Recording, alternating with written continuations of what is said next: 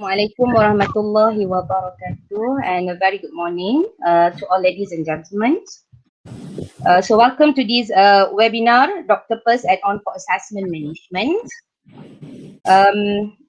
Inshallah for today, our speaker will share with us on the usage of the Doctopus as a Google add-on features for assessment management, and also to familiarize the user with the best technique in maximizing the usage of this Doctopus. So I notice our speaker is here, Dr. Fadzlina. Okay, ke, Doktor? Okay. Okay. Inshallah. All right. Before we move on, let us begin this session with the recitation of Al-Fatiha.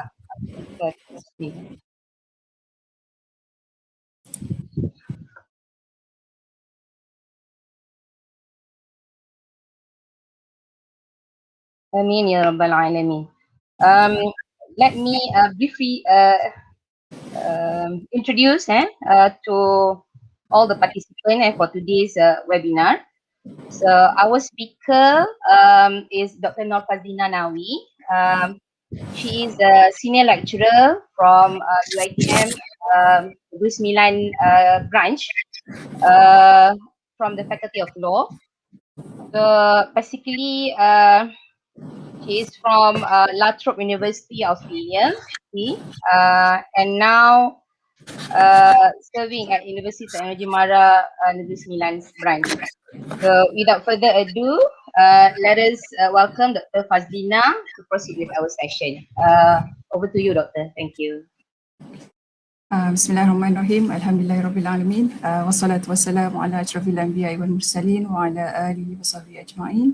Rabbi shrah li sadri wa yassir li amri wa hlul 'uqdatan min lisani yafqahu qawli.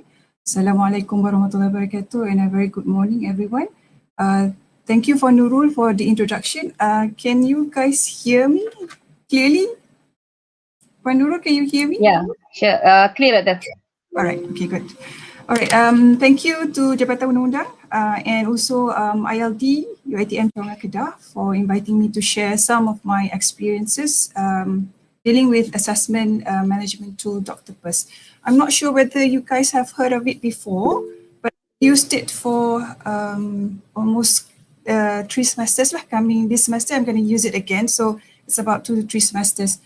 I'm given about 2 hours to conduct this training session, and I'm still considering this as a training session because I know a lot of people join webinar just to get the training hours.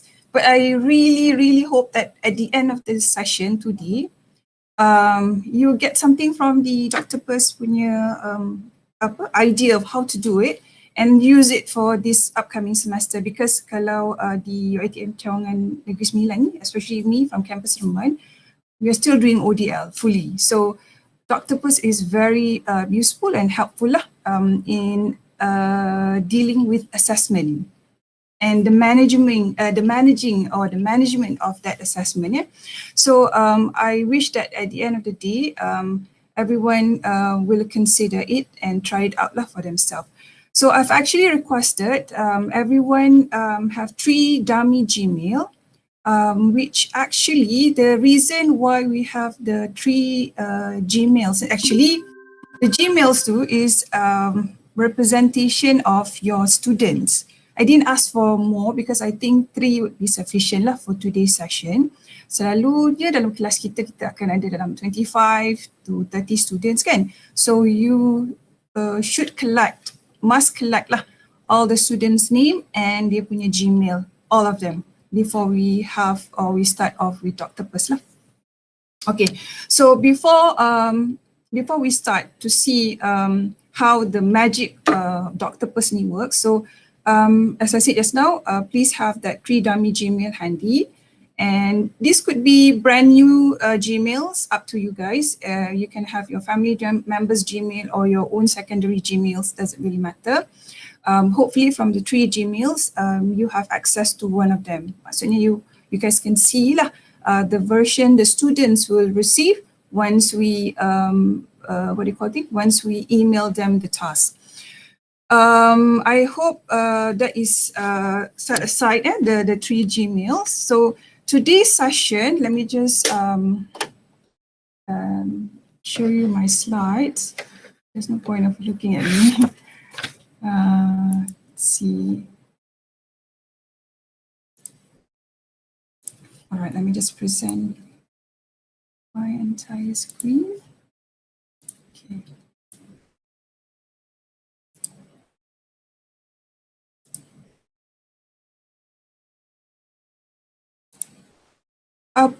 Puan Nurul, kalau slide ni tak nampak, bagi tahu ya. Clear Doktor, boleh nampak. So that's the intro screen. Let's just move on to the next one. Okay, so the overview of today's session, the focus of today's session will be about 4 major things lah. Firstly, we are going to look into what is Doctopus, and then we are going to move on to how to prep lah. It's a hands-on session of what is Doctopus. And once we're done, I will share some extra features and tips for future consideration when using Doctopus. Sebab masa kita dalam 2 jam saja, so I'm going to just go into the main function of Doctopus. Dia ada banyak lagi function lain, termasuk penggunaan bersama dengan Google Classroom. Okay, so we're not going to do how it works with Google Classroom sebab I notice that some people don't use Google Classroom. So Doctopus ni tidak memerlukan kita menggunakan LMS, apa-apa LMS. It works on its own. So that is the beauty of Doctopus lah. What it requires is just your G drive dengan whatever Google ni function yang ada lah dalam G drive tu. Alright, and finally, in summing up, as I said just now, I really hope that everyone can use the Doctopus, but I leave it to everyone to decide lah whether Doctopus is worth your time. Right? Basically, why I said that, because as Andrew Stillman here said, Doctopus ni dia gives you additional power, but it comes with a bit more complexity. It's a bit overwhelming in the beginning. But in the end, it makes your life as a lecturer, instructor, teacher more easier. So you have to pick lah whether you want something more simpler but less helpful feature or something slightly complicated. In the beginning it's complicated, but will eventually makes your life as an instructor more easier. Okay, so let's first have a look or have some background of what is Doctopus. Okay. Ini logo Doctopus tu, kalau you tengok dalam Google, sekarang nama Google punya Google Play tu dipanggil Google Marketplace or something. Nanti kita tengok sekejap lagi. So actually, Doctopus ni is a Google Sheet add-on. It is developed under Cloud Lab by Andrew Stillman tadi. So it is a project, Cloud Lab ni a project of new visions for public school in New York. So dia company ni develop all these add-ons. So they are all used with Google punya, whatever Google punya ni lah, what do you call it, Google Sheet, Google Doc. If you notice here, we have Doctopus here lah. And then yang lain-lain ni I tak pernah cuba lagi. AutoCAD selalunya cikgu selalu pakai. AutoCAD ni kalau we have lots of sijil, surat, kita hanya nak tukar nama ataupun nak tukar address, jadi boleh guna AutoCAD. Tapi today is not AutoCAD session, so we're going to look into Doctopus. You can, I'll share the slides later so you can have a look at what else Cloud Lab have lah. Alright, so this is an overview of what is Doctopus lah secara amnya. Actually, this is Andrew Stillman lah, dia the creator or the developer of the script, right? Doctopus ni is a computer programming script, okay? They nickname it Doctopus sebab it is claimed that it is an octopus for dogs. You know how octopus have lots of tentacles? So that is what the script does for you. So it will help you distribute all your tasks to the student at a click of a few buttons saja. You don't have to like check with them whether they have received it, have it been emailed. They do it everything for you, right? So as I said just now, it has a lot of efficient features which we will look later. And basically, it is an automated distributors of tasks to student and tracker of the task completion. So it is created tadi dah cakap. Lepas tu, what it does generally allows the instructors to speed up the process of grading. Let me just see. Sorry, let me just go back. Okay. It speeds up the process of grading. And any complex assignment you wanted to give the student, especially writing assignment, all can be done or distributed by Doctopus. So they will share them and you can monitor progress and you can provide feedback and grades to the students' work in Google Drive. Doctopus is usually paired with Google. Okay? And those student ni dia suka bagi nama yang kelakar-kelakar kepada dia punya apa tu eduscript dia lah. So Doctopus antaranya, it sounds like a Spider-Man villain kan. And then Google ni actually is rubric. I think Go tu is for Google or something. So they pun link them together and he called it Google. Okay, so generally, as I said just now, the advantages of using Doctopus, it gives you a more efficient formative feedback system. Okay, ini bukan lip service saja, memang Doctopus buatlah benda-benda ni nanti. And then the problem with Doctopus, initially it takes practice lah and it can be rather overwhelming. But if you stick to it, I would say you'd be rather surprised by how useful Doctopus can be.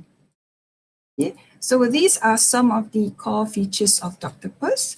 Dia akan ada satu class roster ataupun macam kita kalau di UiTM kita panggil class list lah, class list kita dalam Sims tu kan. Okay. And then you can manage all your assignment, distribution, penerimaan markah, assessing, grading semua from one spreadsheet. Dia punya link dia from one spreadsheet. Okay. And then it involves automation. So they automates the document distribution process. Nanti I will show you how they can even email each and every single student. Siap boleh letak nama lagi. And then you can give them a file. Kalau standardization here involve your files too for whatever document you send to the student. The file will be named after the student's name. So kalau you nak letak metric number ke, kalau you rajin tapi selalunya kita letak nama sajalah. So dia akan email siap dengan dia punya message sekali to the student. And the file that you name tu, the master file, the students punya assessment or assignment are all named lah. Doctopus can do that for you. And then one very important feature that I found very, very useful, especially when it comes to ODL, dah masuk semester ketiga dah kita, tak lama lagi, is the embargo features. Okay, nanti kita tengok in detail. So what this embargo does, dia lock the student punya kerja tu. So dia tak boleh tengok dah. So easily, also at the same time, you can also remove and restore students' editing rights so they can continue working on the assignment, or you can stop them from working on the assignment. And this is also great for time essays, meaning if you give them masa, like say today, starting from 8, you shall finish by 5. So around 4:30 tu, you can inform the students that I am going to lock your assignment. You can no longer write on it. So you have about 30 more minutes. So by 5 o'clock, dah boleh kunci, lock, okay? So itu embargo features. Dan satu lagi ialah go break tadi. Okay, go break ni ialah rubrik kita attach to the assignment punya document. So you boleh assess or grade the students directly from the document itself. Okay, actually we have this rubric function juga dalam Google Classroom. Tapi Google Classroom ada sedikit kekangan when it comes to bila kita buat group work. Group work dia ada kekangan sikit lah sebab kita kena asingkan student tu ikut group. Which Doctopus also can do. Nanti kita tengok kejap lagi. Alright, first. Alright, this is a problem with ODL training because I wanted to show both screen to you. Let me just split my screen dulu sekejap ya. Okay, So before we start, first things first, I hope you can have your laptop or PC screen split into two screen lah. Maksudnya screen slide ni nanti I kecilkan sikit. And then another one is your Google Drive screen. So you don't have to switch between the presentation screen and your G Drive. But first things first, before we go to that, these are three things we need to do first. Actually, before we want to start with Doctopus, kita kena set up a student roster. So in order to set up the student roster, as I said just now, you will have to have your students' list name and their Gmails. So for today's session, I only requires everyone to have about 3 Gmail account. A class roster will require, of course, that Gmail and also nama penuh dia, nama dia. So kalau tak ada nama tak apa, you can just create any names that you consider you wanted to use. So before we start doing the class roster, okay, now the 3 Gmail dah ada, we set aside, okay, fine. So now before we start building the class roster, kita nak buat dua perkara dulu. Okay, actually kalau you go through the other tutorials of Doctopus, dia akan buat along the way. But based on my experience, I think it is better off for everyone to set these two aside first before we start downloading Doctopus dalam Google Sheet kejap lagi. So we are going to look first into a sample assignment template. Let me just exit this.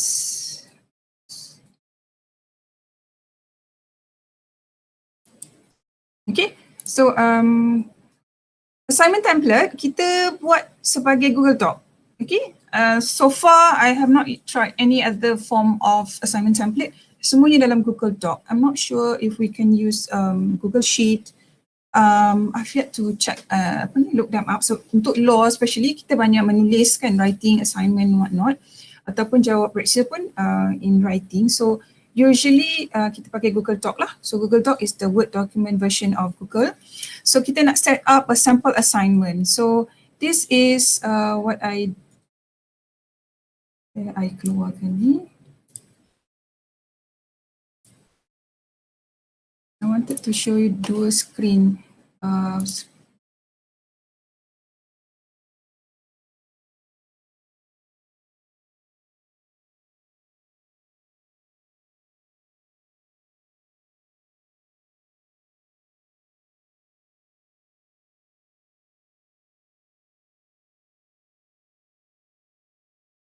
Okay.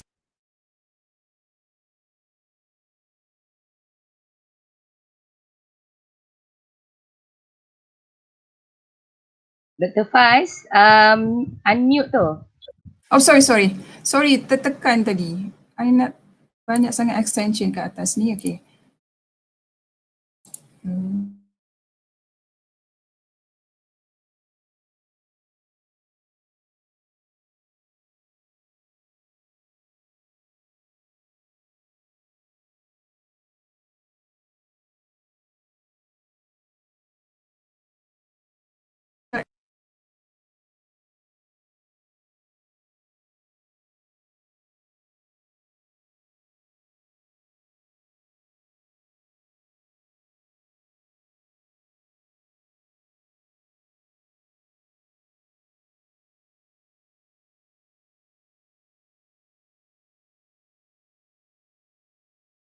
Dr. Faiz, tak dengar lah.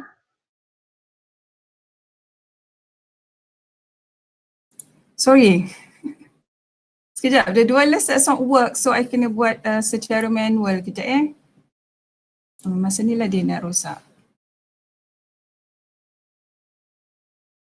Can you hear me? Ya. Okay.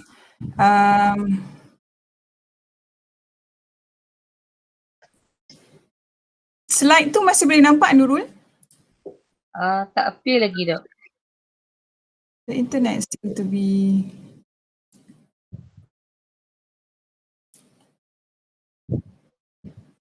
Okay, dah boleh buka split screen.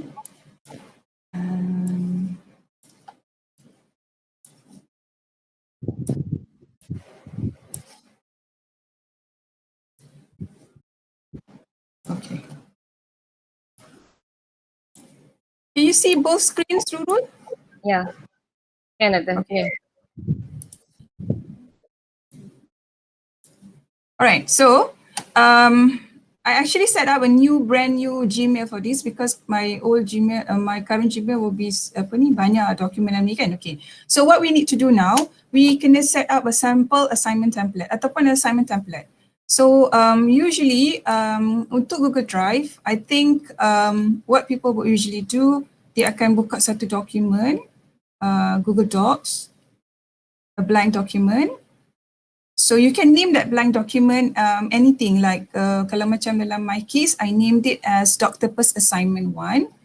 Then what you need to do, you open one folder, you just name the folder, create the folder, letak nama dia template assessment. Okay. So kalau ni I dah buat lah sebelum ni. So I namakan all the assignment, Doctopus Assignment 1, Doctopus Assignment 2 and Doctopus Assignment 3. Saya buka ni bagi nampak besar sikit. Okay. So ini kan kita consider as the master document for your assessment. So you can have all your template assessment dalam satu folder. It's easier for you to search it. So kalau kata final ke apa ke, or your assessment coursework, semua letak kat dalam satu template sahaja. Satu folder I mean. So this is how the folder will look like lah kalau you buka the My Drive tu kan. So ni folder dia, namakan template assessment or any nama yang you nak lah, mana yang memudahkan for you to search back for the folder. And then once you click it, you boleh longgokkan all your assessment punya template dalam tu. So you can access for future easier access kan, boleh jumpa semua dokumen berkenaan dengan assessment in the same folder.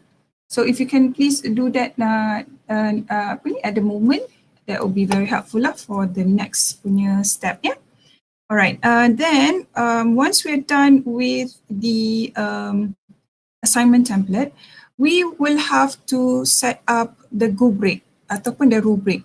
Okay, if you notice, I've mentioned this just now. Okay.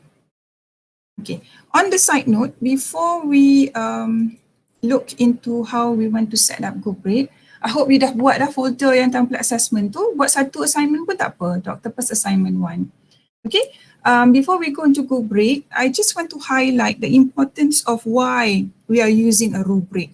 Okay, so rubric ni commonly, kita ada dua kategori lah, commonly used, analytic or holistic.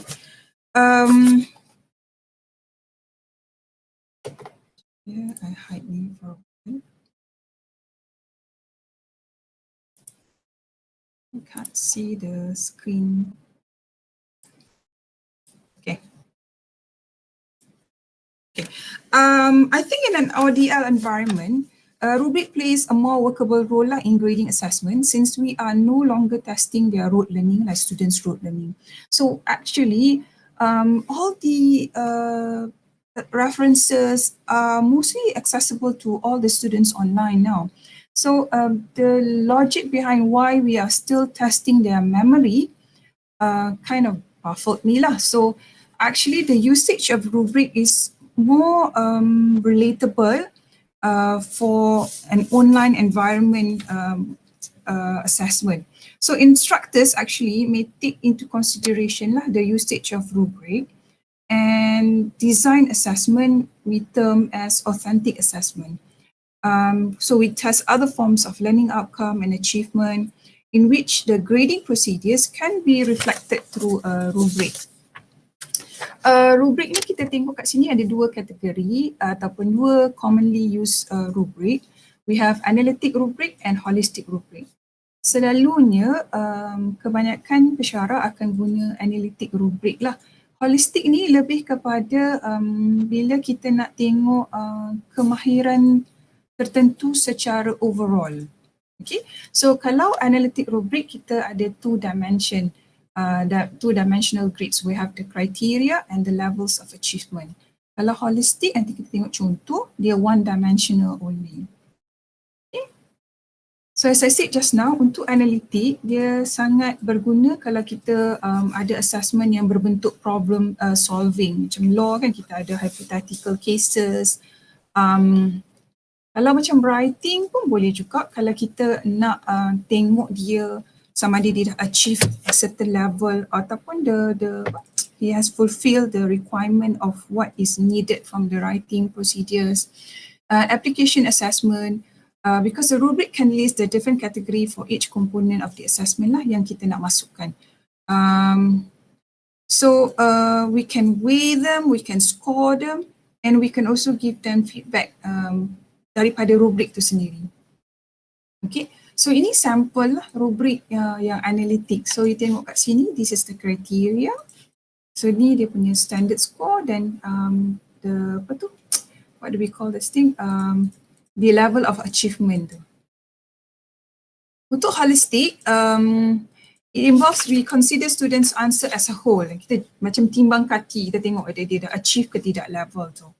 Okay, so ini sampel untuk holistic. So dia ada dua grade je lah, maksudnya score dia dalam sama ada dia dah achieve atau tak achieve, itu sahaja.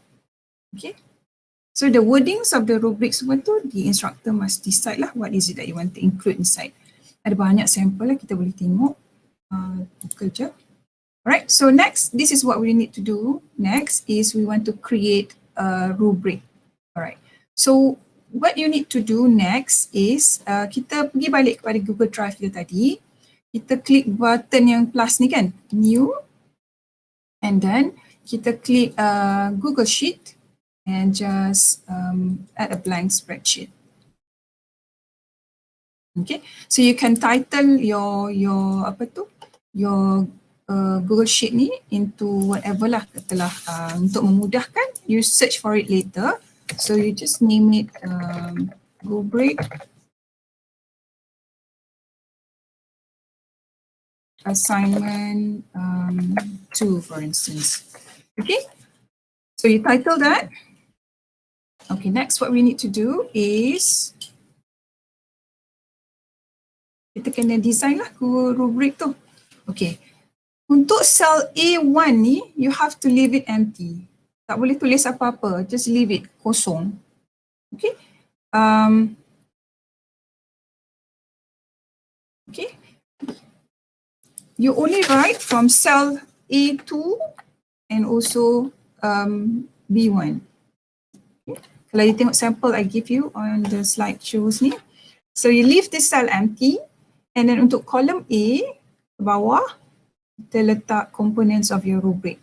So kalau untuk law, contohnya, kalau selalu I buat untuk soalan hypothetical, I wanted to see whether they can identify the issue and define the law. So I letak sebagai satu criteria. And the next one, I wanted to see whether they have discussed the relevant law or not. Then I put into one criteria. And the third one, I wanted to see whether they have applied the law, how far, how good, the extent of the application of the law. So I put into one criteria.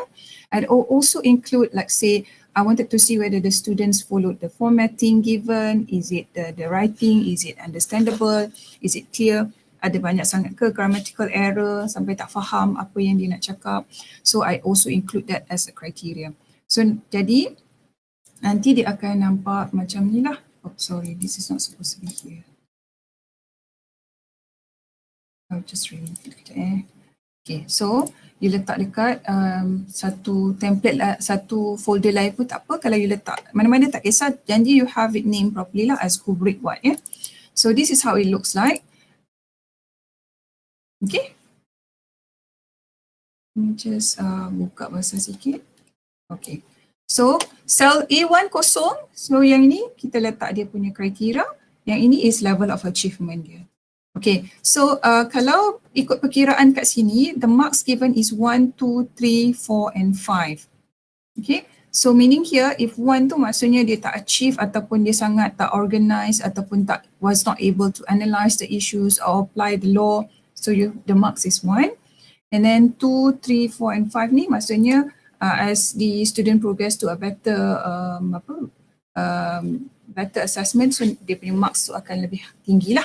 Alright, selalunya what will happen, excuse my mathematics, but if 5 ni kriteria you ada 4, kat sini 1, 2, 3, 4, so dia punya maximum marks is 20 marks. So when you design the rubric, for the rubric, you'll have to consider that lah, berapa markah maximum you are allowed to give and how you want to design.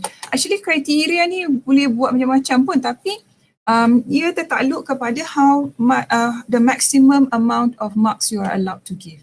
So you kena fikirlah sama ada nak letak sampai 10 ke kat sini. 10 tu maksudnya kena fikir pula apa dia punya level of achievement tu kan. Sebab the best thing about rubric ni nanti you boleh tengok walaupun markah tu 1, you boleh je bagi markah 1.5, 2.5, 3.5 for as long as it does not exceed the amount provided in the initial rubric tu. Okay, so that is 2 things you need to do first. That is have the template assessment ready and set up a rubric assignment. A rubric for the assignment lah. Okay, so that is that. Right. Now we want to go straight into Doctopus. Okay, that's why I said it's better for you to open a apa kita panggil Google Drive split screen sebab kita akan banyak gunakan Google Drive ni. Alright, oh yeah, before I forget, saya lupa nak maklumkan tadi. Untuk rubric ni kita gunakan analytic rubric. Okay, Doctopus dia guna analytic rubric lah. Sebab kita pakai criteria and then the levels of achievement. I'm not sure whether we can use a holistic, tapi the rubric tu is a trial and error juga on my part last time. But if normal standard rubric yang dibenarkan ialah analytic form of rubric. Okay, so let's dive into the Doctopus itself. Okay, so we have set that aside. So ada 3 email tadi. Kita dah tengok template assignment kena ada, and then kena ada rubric untuk assignment tadi ya. Alright, so okay, satu lagi terlupa nak maklumkan, rubric ni you boleh guna balik. Maksudnya kalau you buat dia standard, you boleh guna untuk macam-macam soalan lain, assessment lain, tapi reuse je, recycle je rubric tu. So tak perlu buat banyak kali lah. Okay, itu the beauty of the rubric itself. Okay, alright, now let's install Doctopus. So what you need to do again, click the plus button ni yang new tu, and then open Google Sheet. So I'm going to do this now with you guys. Okay, just tutup ni sekejap.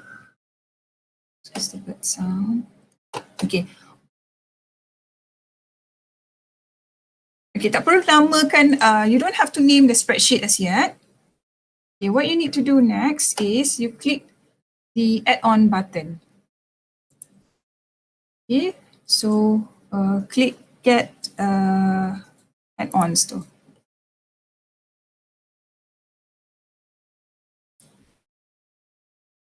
Okay, so dia akan keluar these choices. So you need to choose lah. Okay. Okay, so ada Doctopus kat situ. You just click on it.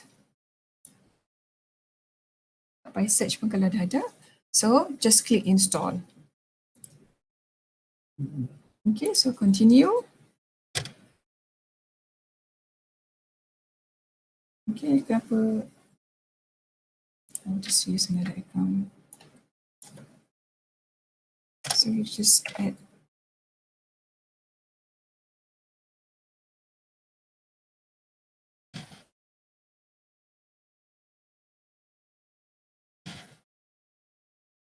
Alright. Ini kalau they ask for it lah, kalau tak ada, selalunya tak ada, boleh masuk terus je. Okay, sebab dia nak minta your, what do you call that thing? Your permission to do several things. So just click allow. Okay, so dia akan be ready to be installed. Okay, so then you click done. Alright, so we're done. Okay.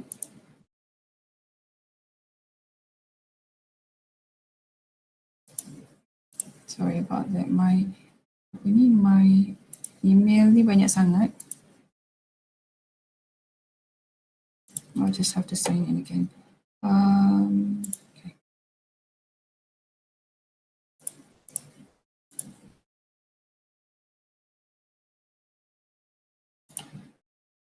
Never mind, I think dah boleh dapat. Okay, so bila dah install, what will appear is once you click add on to, dia akan tunjuk perkataan Doctopus tu. Alright, let's have a look at the next slide. This step 1. Okay, so you click Doctopus and click perkataan set up. So what we need to do now is step 1, that is select mode. Okay.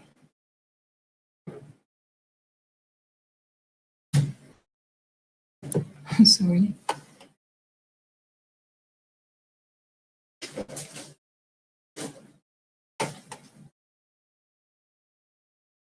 I rasa I kena log out lah sekejap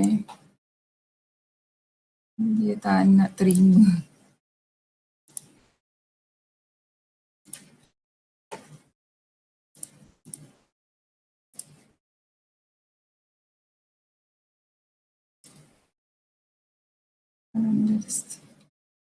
I've got like so many accounts on the ni.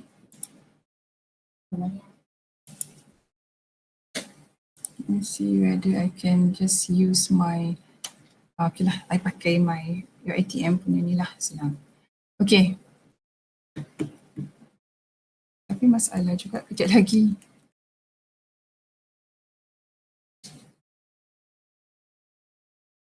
Okay, we'll have to wait for it to run for a while.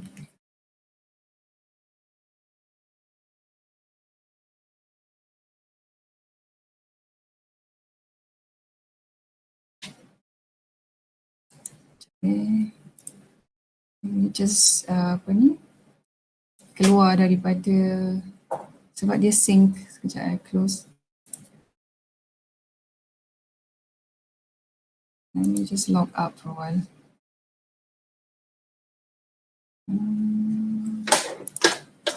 Okay, turn off.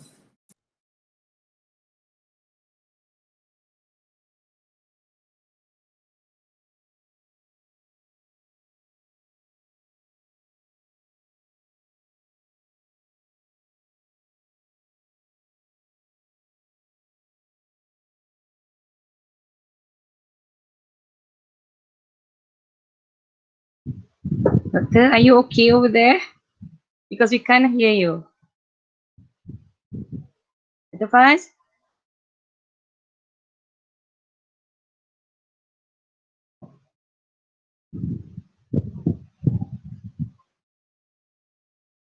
Doctor?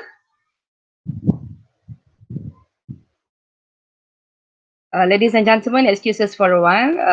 Perhaps there is a technical difficulties there.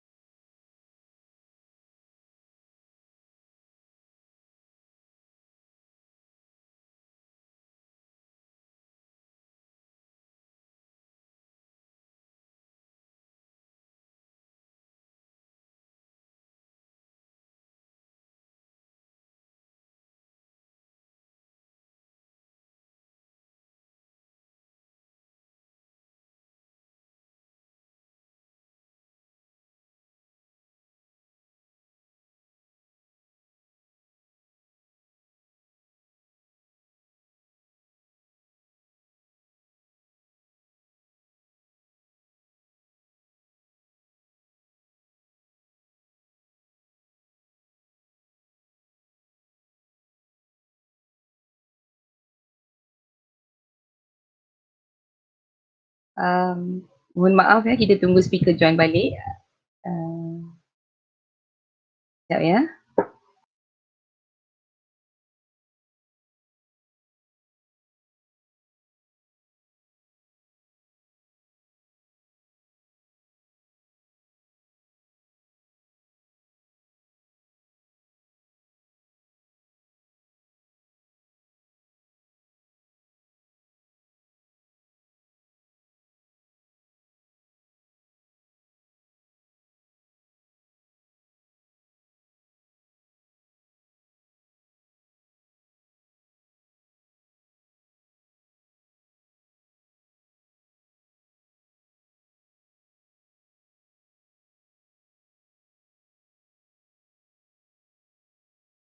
Okay, ladies and gentlemen, while waiting for Dr. Fadzlina, mungkin kita boleh try to create dalam kita punya Google Drive.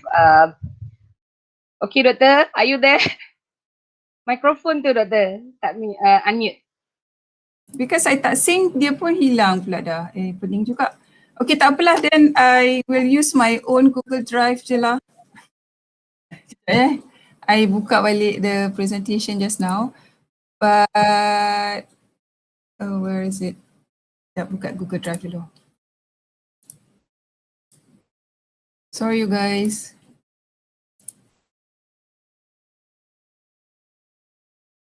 Okay. Mana?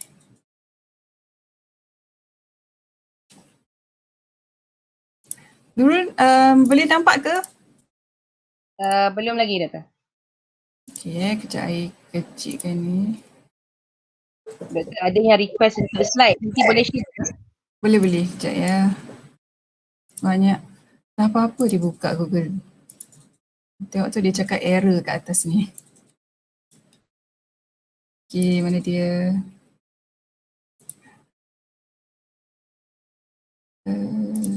I sync balik lah.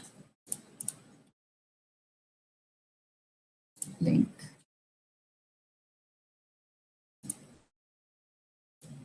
Can you see both screen, Nurul? Not yet, Doktor. Tak ada lagi. I present.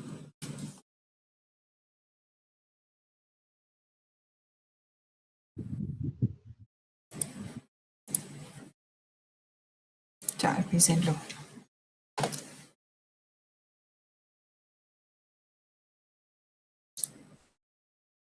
Try screen. Alright, where were we? Just now kita nak install apa tu, Doctopus punya ni.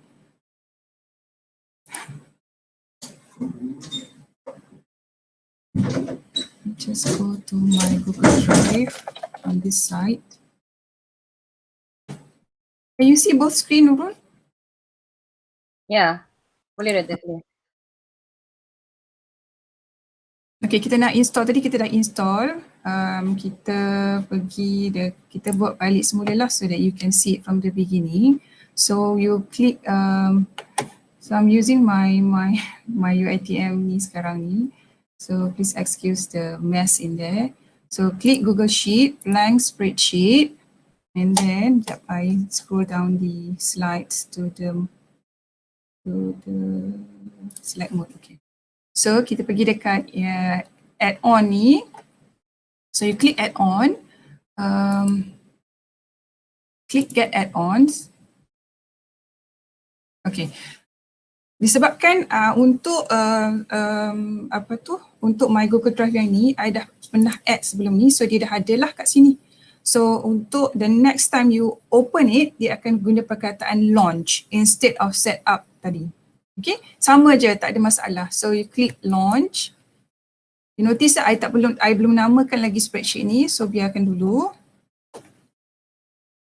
So dia akan keluar on the right side tu, dia punya, what do you call that thing? Dia punya tools dia lah. Gambar sotong tu kan keluar kat tepi tu.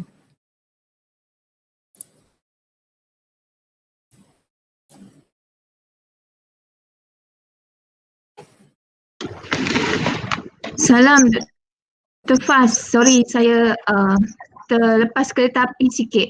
Bila kita install tadi, and then dia select mode tu, kita nak select mode apa Belum lagi, baru nak pergi ni. Oh, okay. Maksud dia kereta api saya laju. Kereta api saya laju, okay, sorry. Ingat kata semula, okay. Alright, the first time we click add-on tu, kita kena install everything, okay, all done install. Selalu dia akan suruh open, lepas tu set up, alright. But if you want to reopen it the next few times, dia akan keluar perkataan launch tadi lah, so kat sini. So, lepas tu baru kita akan keluar, dia akan keluar yang belah kanan ni, yang select mode tu. Alright, now, what we need to do next is kita kena select mode, alright. I tak ajar hari ni untuk Google Classroom punya ingest assignment sebab macam like I said just now, not everybody use Google Classroom And then I think there is a bit of kekurangan lah kalau kita guna dengan Google Classroom assignment tu. Macam tak boleh nak embargo, tak silap I. So what I usually do, I will distribute the drive resources. What it means distribute drive resources to a roster, meaning kita nak distribute assignment kita kepada pelajar. So that is what it means by this sentence lah. So you click drive, distribute drive resources. Let me just back to the, okay. So kita nak select roster. Okay, itulah masalahnya bila I guna ni. Ni semua roster I yang sebelum ni lah, so you can ignore that. What we need to do now, kita nak build a new roster. So you click, scroll ke bawah. Kalau my one ni banyak, so I have to scroll all the way down. But yours kalau brand new, dia akan ada trial roster, select multiple roster and build a new roster ni je. Select multiple roster pun tak pernah pakai lagi, so kita buat build a new roster. Okay, so we want to set up the class roster now. So what we need to do, kita nak pakai spreadsheet ni sahaja. Kita tak nak pening-pening fikir link dengan mana-mana Google Classroom or anything like that. So you choose on this sheet. Okay. And then you click this red button. Right. Remember, kelas ni katalah kita punya assignment ataupun kerja, assignment ke assessment ke, kadang-kadang kita bagi about 4 per semester. What we are doing right now, we are actually building the class roster. So kita ni buat class roster ni the next time kita buka spreadsheet baru, kita boleh pilih macam I tadi kan. So I can choose, I want to this class again, I want to do this class pula. So this class will have assignment 1 and then the next time I want to do assignment 2, I only need to choose the same class roster again. So we only need to do the roster once. Okay, so kalau kita ada 4 group, kita buat 4 roster sekali sahaja awal semester. And don't worry kalau kata awal semester kita ada student yang keluar masuk, we can always add them on later or drop them off the roster, not a problem. So you just click create roster ni. Okay, so what happen now, automatically dia akan keluar 3 kolom ni. Okay, let me just go to the next step. So we need to populate atau kita kena penuhkan roster kita. So that's why I said just now, kita kena ada email tadi. So let me just fill it up sekejap. Okay, ini terpulang selalunya kita, sebab nama kita banyaknya orang Melayu, Islam, whatever, kita kan banyak pakai ni kan, so tak pakai last name. So how you use this is actually up to you, tapi I use it anyway sebab untuk final assessment, I nak nama dia penuh. Tapi nanti I will tell you how kita nak make sure nama dia bukan macam katalah my name Nawi Nur Fadzlina instead of Nur Fadzlina Nawi. So nanti kita arrange kejap lagi. So here let me just put one of my son's name. Okay, so last name dia Ibrahim. So email dia, apa email dia ni? Ya, okay.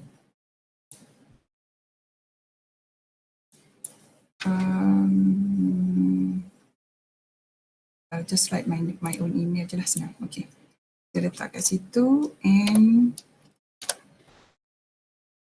this one macam I cakap tadi lah, kena letak Gmail dia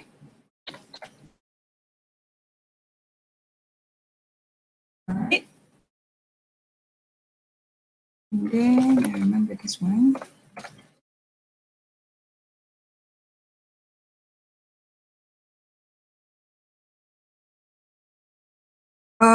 Gmail ni kalau you letak dalam what they call, I think in your spreadsheet lain and you copy paste pun tak ada masalah.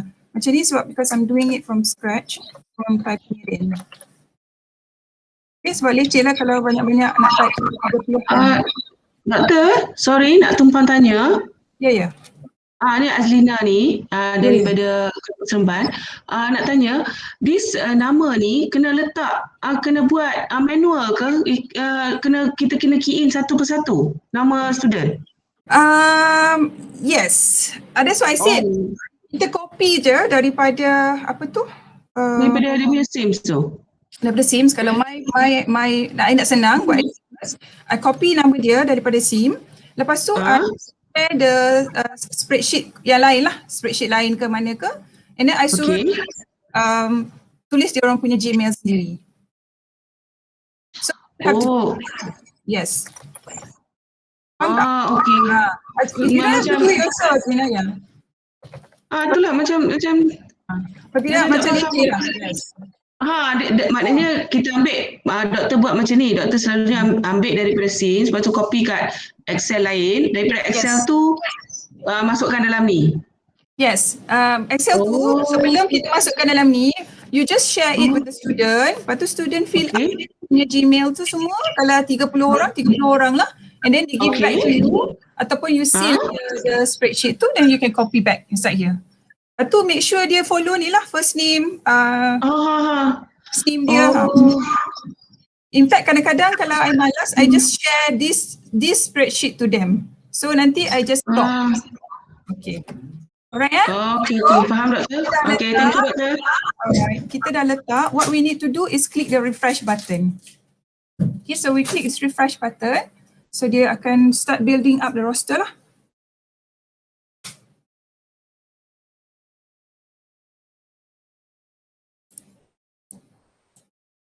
Ni proses dia berfikir ni memang kadang-kadang ambil masa sikit lah. So you just have to wait for a while.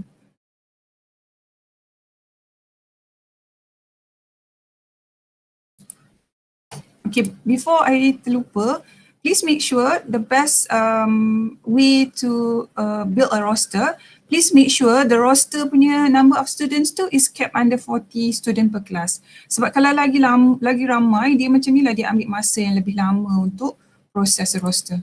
Alright, now we're done. So kita nak bagi nama roster ni. Okay, remember when I told you the roster is actually representing the class kan? So kalau di UiTM, probably what we need to name the roster is nama group tu. Nama group tu, dan kalau I cakap kat sini, nama group tu dengan nama code tu. Contohlah, I bagi, kalau last semester my group is N4EM228-1A untuk paper I Law 445. And then I tak nak confuse between semester yang sebelum ni ataupun semester yang lepas-lepas. So I akan letaklah dia bulan March, katakan March 2021. So Doctopus pun notice lah I tak ada lagi nama roster ni ataupun kelas ni. So bila kita dah letak nama dia, remember ni kita tak letak nama lagi Sebab apa tak letak nama? Sebab sebenarnya kat sini kita nak namakan assignment tu. Tapi kita kena figure out roster dia dulu. So kita klik create class folders ni. Okay, sebab kita nak semua folder-folder yang ada Doctopus buat untuk kita ni. Okay, ini untuk teachers folder. Okay, kalau you hover on it, you can see kat sini the teacher punya, kenapa dia?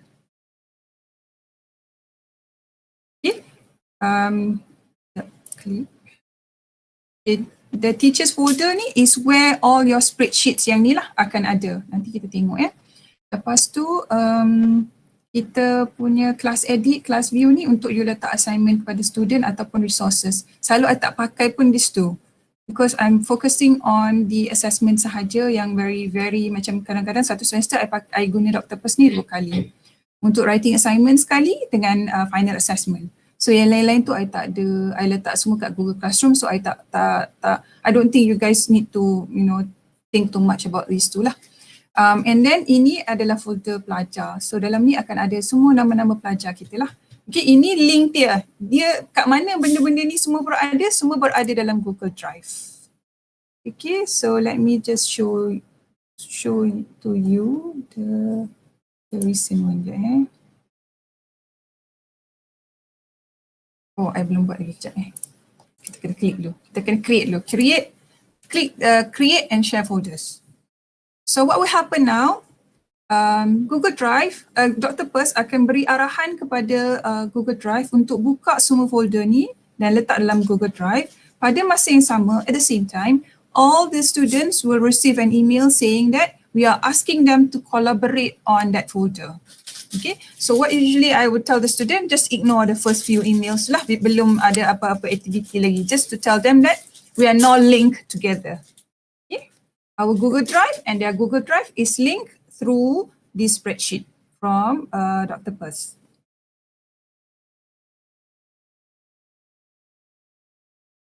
Okay, alright, so the roster has been saved. Okay, ini nama ahli-ahli pelajar-pelajar dalam kumpulan tu. So you just click save roster and continue.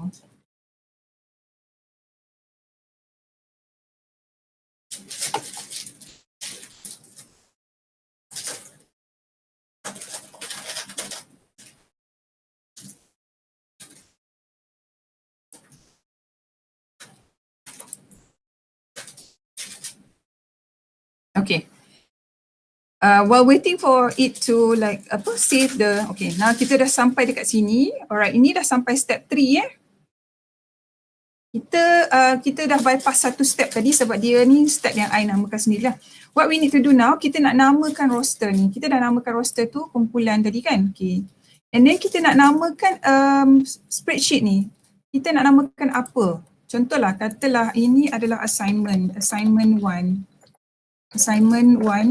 untuk kelas tadi. So, bila letak pangkal nama dia assignment 1 and then the group group N4 AM22818A and the code 445 and the semester, let's say March 2021.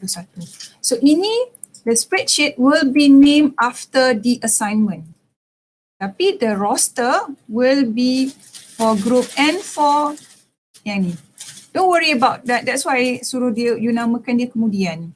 Okay, so spreadsheet untuk setiap assignment berbeza perlulah berbeza juga. Cuma you boleh pilih kumpulan ataupun roster yang sama. Okay, I hope you get that point. Alright, next we dah set the sharing arrangement now.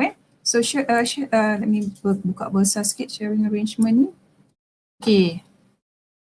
You notice kat sini, column 1 first name, column 2 last name dan the email. Ini the student folder key. Inilah the linkage between you, your Google Drive and their Google Drive through Doctopus. So ni nama dia script dia lah. Dan if you notice kat sini ada exclude button. Nanti kita pergi balik apa maksud exclude button ni. Tapi exclude button ni membenarkan kita untuk exclude pelajar, mana-mana pelajar yang kita pilih, from receiving the assignment. Kenapa kita nak exclude pelajar? Kadang-kadang berlaku di mana dia tak datang hari tu, dia tak boleh buat kerja tu. Jadi kita tak nak bagi dia the same form of assignment, so we want to change it, so kita nak exclude dia. Ataupun kita nak bagi dia masa lebih. Contohnya yang lain-lain kita nak lock dah. Dia ni mungkin OKU memerlukan masa untuk extra 1 hour. So kita exclude dia daripada being locked out from doing the assignment or the assessment. So Doctopus can do that. Alright, now kita nak share lah kita punya assignment ataupun assessment tadi. Kalau you notice, Doctopus ni bagi 4 kategori ataupun 4 sharing type.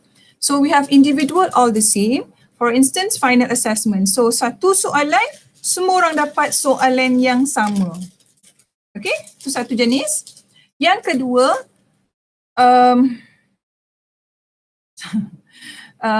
macam mana satu kelas tu semua orang akan dapat soalan tapi soalannya berbeza-beza. Contohlah, kadang-kadang ada lecturer yang rajin, so dia buat soalan tu ada banyak, banyak version. So ada version 1, version 2, version 3.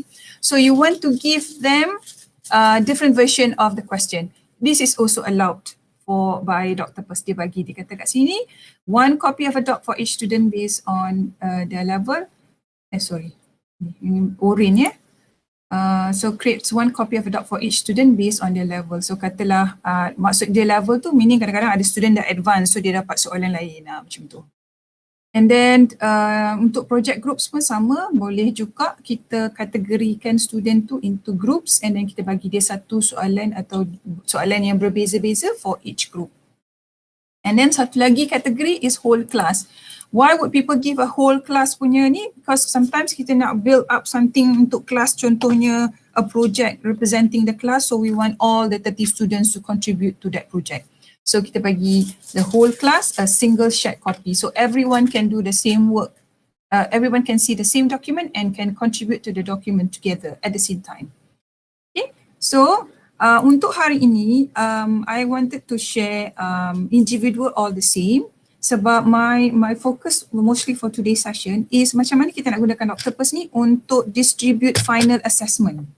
Okay, I tak pakai apa ni, I noticed that there are a couple of problems when we just give that to them. Kadang-kadang ada isu, dia kata Google Drive tu boleh buka lah, boleh tengok lah, ada yang kena pakai manual dan sebagainya. So we're going to look into how Doctopus can do that and not have that problem, yeah. Okay, so you click individual all the same, meaning here setiap pelajar yang 3 orang ni akan dapat satu bentuk soalan sama, eh. So we are now at the sharing arrangement punya settings. Sekejap, I want to show you the next slide. Okay, kita nak set dia punya access level dia. So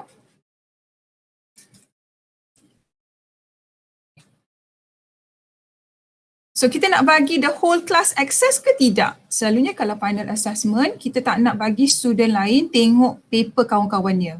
So what we usually will take is kita kata no access lah. Tapi katalah kita bagi assignment bertulis untuk group work. So you can allow them to comment, you can allow them to edit, you can allow them only to view. Kalau project, you kata boleh edit, boleh comment, terpulang. So untuk purpose final assessment, of course lah kita akan tak nak bagi student, ada student access to the student's assignment sebab itu kerja persendirian dia kan. Okay, itu. Lepas tu kita nak cakap, adakah student boleh edit dekat dokumen tu? So of course lah kalau untuk dia jawab final assessment dia, so dia mestilah dibenarkan untuk menulis dalam jawapan tu. So you click allow edit. Alright. And then you click ni juga, editors cannot share, change sharing permission ni, especially kalau kata sebelum ni kita bagi group work, so kita tak nak group members tu tukar-tukar dia punya sharing access tu, so you click that. Okay. Dan sekiranya ada 2 orang penanda ataupun 2 orang instructor for a particular code, you can list their emails here. Okay, usually kalau law kita seorang-seorang for group lah, so tak ada issue tu. But I know some people dia ada co-lecturers dia kan, ataupun dia share code tu dengan kawan, so boleh letak email dia dekat sini lah. So dia akan dapat the right to edit and access the work also. Okay. Alright, next we just, kita dah pilih kan individual all the same, no access to everyone else, and the student themselves can edit the document. So we click save and continue.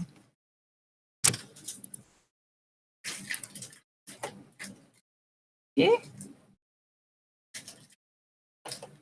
Okay, as I said just now, individual option ni is best for assessment that requires student to work on independently lah. So that means final assessment. Okay, ini just to show, tak nampak kan screen ni, tak apalah. Kita nanti I bagi slide ni. Ini dia punya what do you call it, I think? Yang I cakap tadi tu. Okay. Different sharing configuration, control access and deliver resources.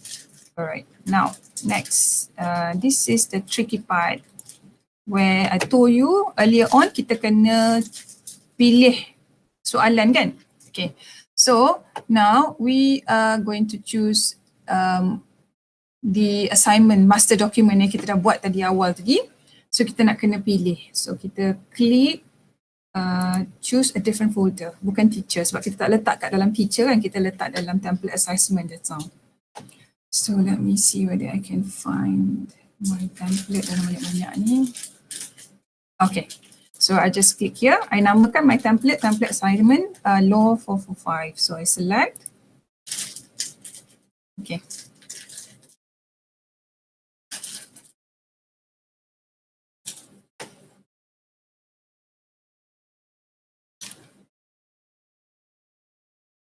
Okay, once you have selected the folder where the assignment master template is located, you will notice that you can now choose what do you call this document. So dalam template folder tadi, I letak dua dokumen, satu sample assignment satu, satu lagi sample assignment dua. So I'm just going to choose sample assignment satu, and then this blue color will pop. So you just click save and continue. What this means is, kita sekarang ni dah pilih assignment mana yang student 3 orang ni akan terima. Okay, daripada mana master document ni. So we are choosing that. So we click save and continue.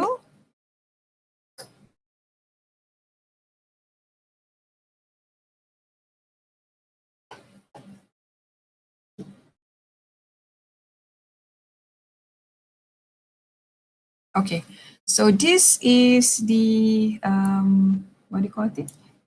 I think this is the fun part lah sebenarnya. Sekejap ya.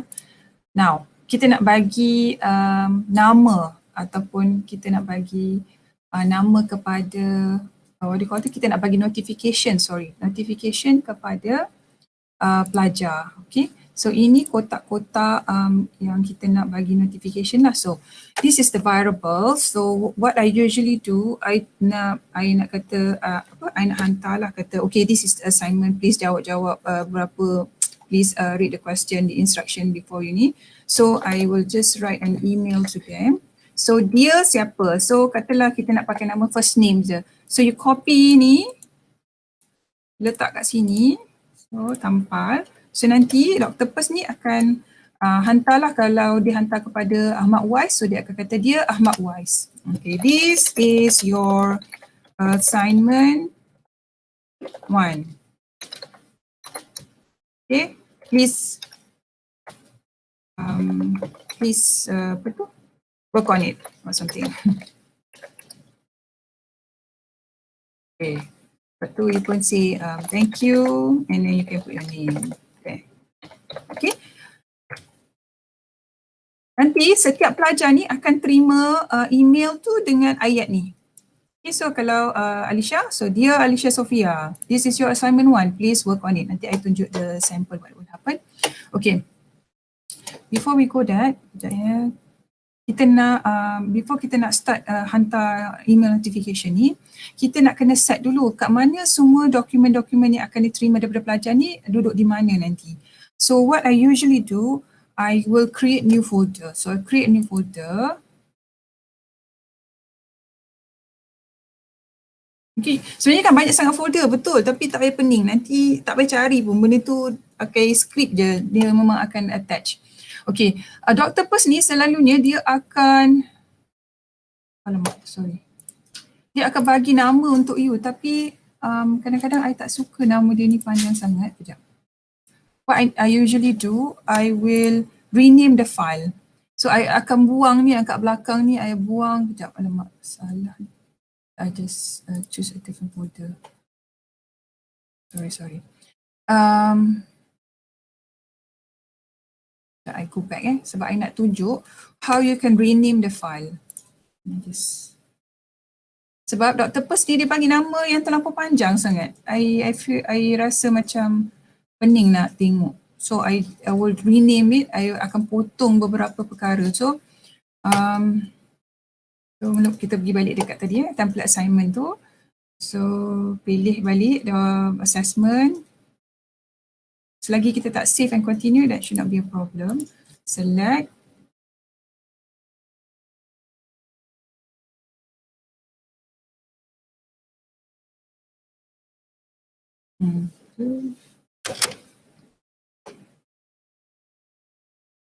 Okay, kita dah pilih save and continue.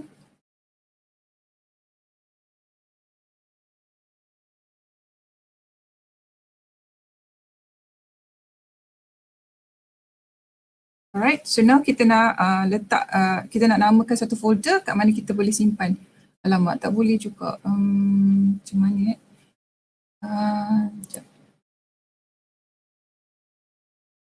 Tapi kalau you nak maintain the name of the folder pun tak ada masalah sebenarnya. Cuma nama folder ni panjang lah. Yang pertama ni dia namakan roster kita. Lepas tu dia kata inilah assignmentnya. Lepas tu dia letak tarikh pula. So panjang berjela. So usually what I do, I will buang nama roster tu. Pada nama roster tak penting dah pun. Tapi it doesn't really matter lah. So ini yang tadi tu So kita letak dia first name. Copy je. Okay. Okay nah, assignment. Okay. Thank you. Right, then save and continue.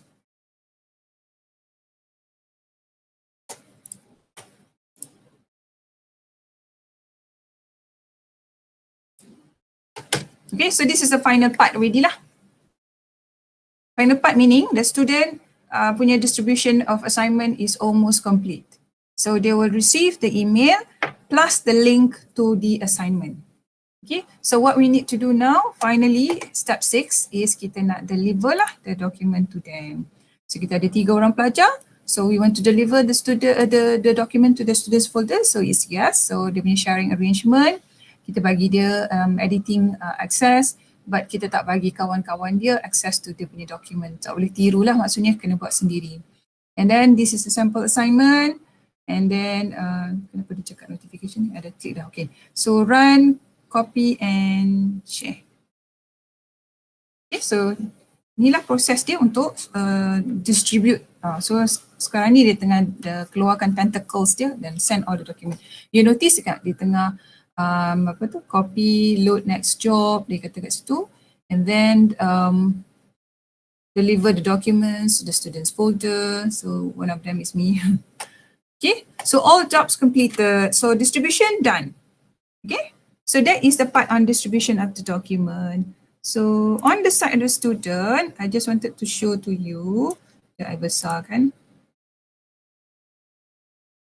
Okay, this is what the student will see.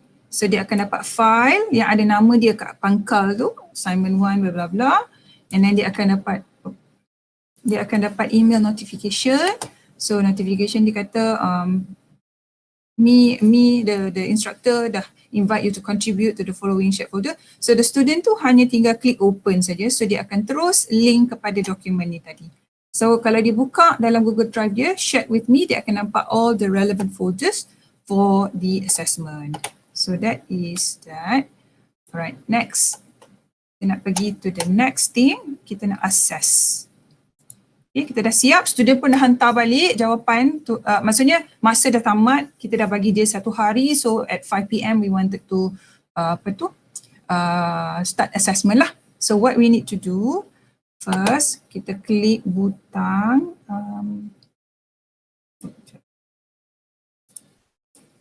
kita nak prepare for assessment management. So we will click this button, manage and assess this assignment, ataupun kalau tak nak, kita boleh buat daripada add-on ni kat sini. Ni kita tekan je butang assess ni. Okay. Sini pun boleh, sini pun boleh. So kalau saya tekan ni, kejap So what we need to do next sebelum kita nak assess, sebab kita nak pakai rubrik kan, kita tak nak terima dan tak tahu nak buat apa dengan benda tu. So kita nak assess, what we need to do now, kita kena attach the rubrik yang kita dah buat awal tadi. Okay, so you click perkataan attach rubrik ni, button dia. Okay, kat situ. Alright, so we now have to choose the rubric we wanted to use. Okay, that's what I said just now. Elok namakan dia rubric apa. So I pun ambil lah satu, katalah I ambil tadi 45 kan, okay, ambil je lah ni. Alright. This is the choices that you can make when you want to attach the rubric. You can either make the rubric available to the students, or you can allow self-appear assessment, or you send email notification to students. Selalunya, I hanya klik 2 ni je. Okay, or you can send email notification saja, nanti dia linkkan balik kepada rubric pun tak kisah. Allow self-peer assessment ni, itu kalau kita nak buat satu lagi function di mana kita membenarkan the students to actually assess their friends punya work. Okay, that is a different day punya training. Anyway, so we just click there, make rubric viewable to the students, and we send email notification, and we just click attach rubric.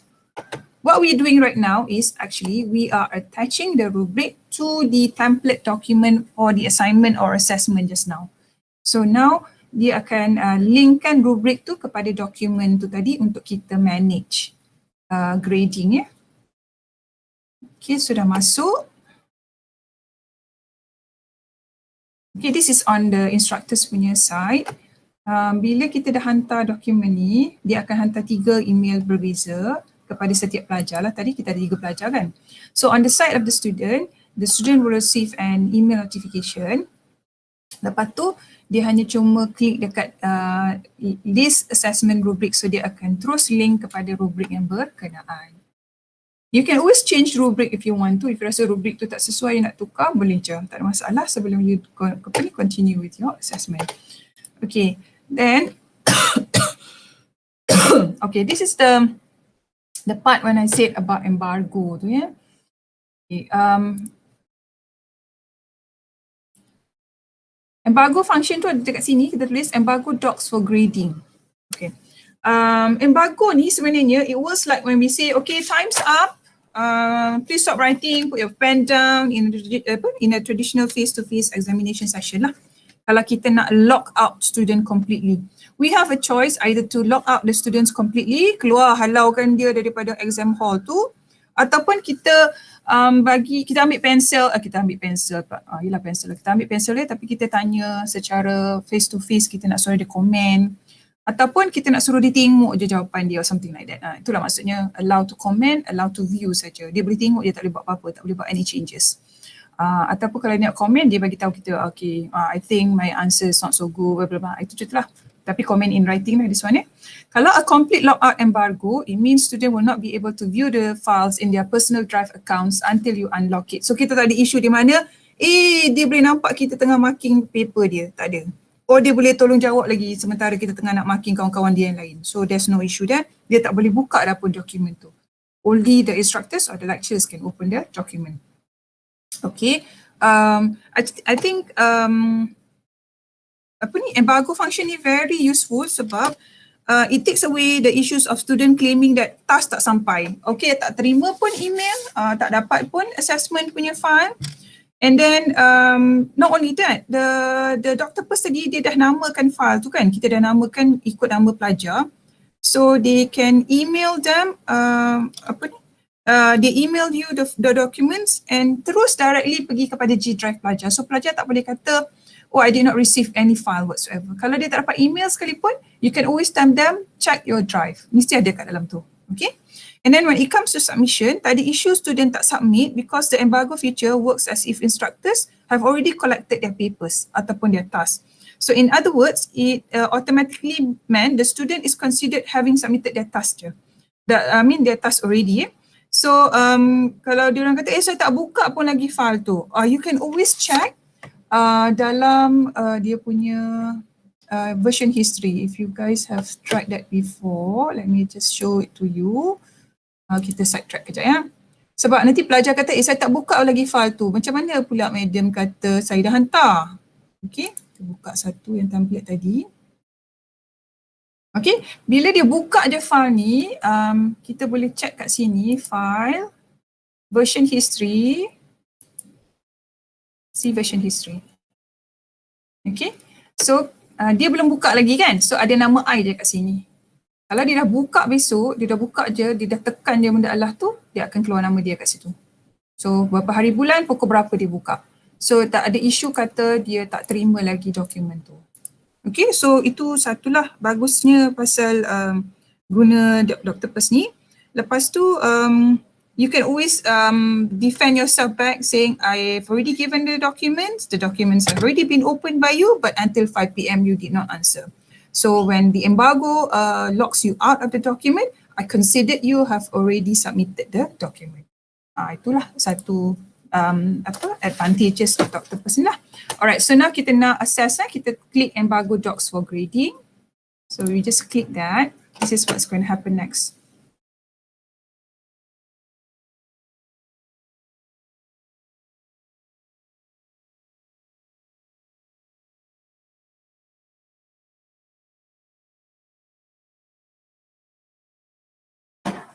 Okay, so kita nak choose level of access yang kita nak lock them up ni. Kejap ni, check the slide, takut I terlupa apa-apa. Okay.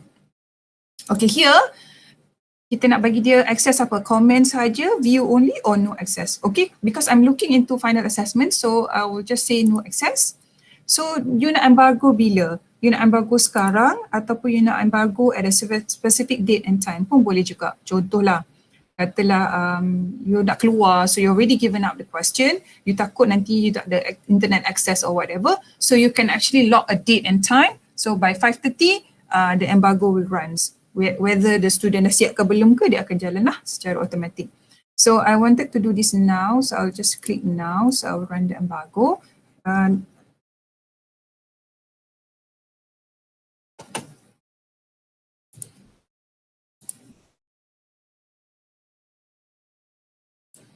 Okay, kita tunggu sekejap. The best thing about this embargo punya mode, you can always unembargo it later.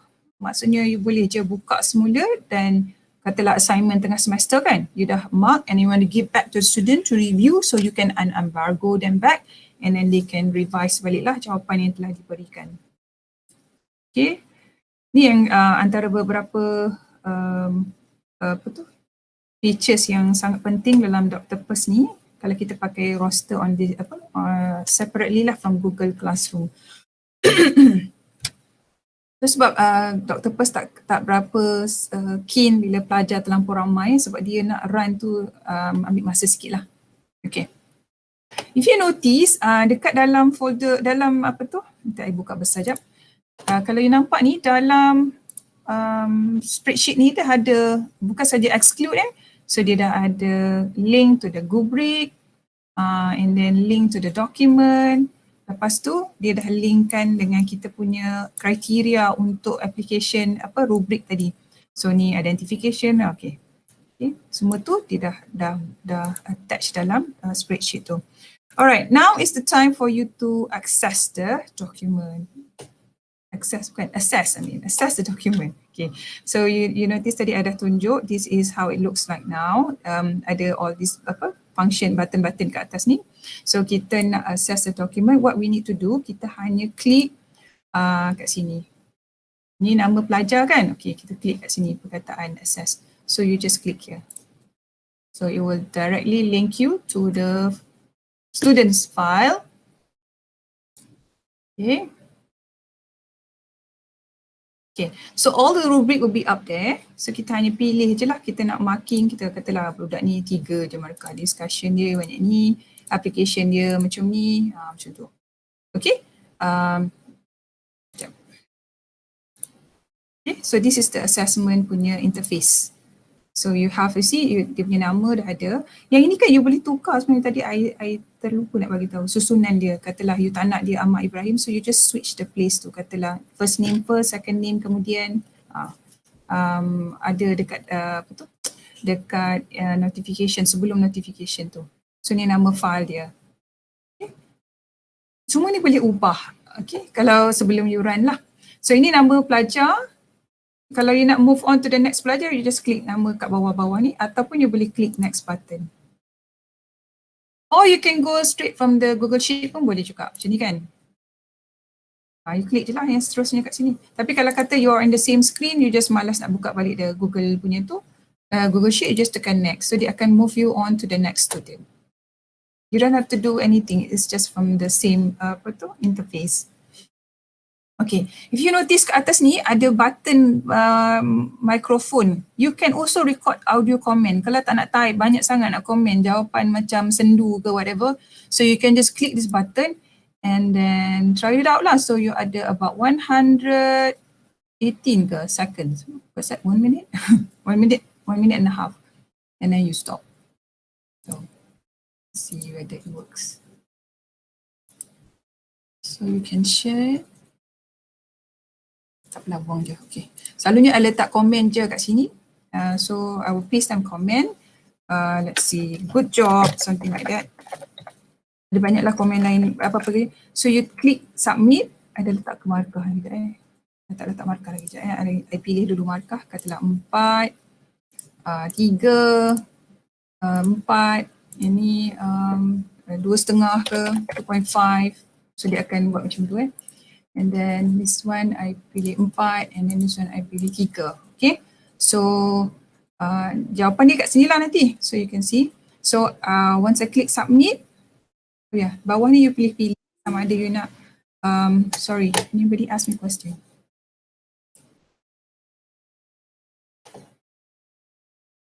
Oh, sorry, tak dengar Okay, never mind.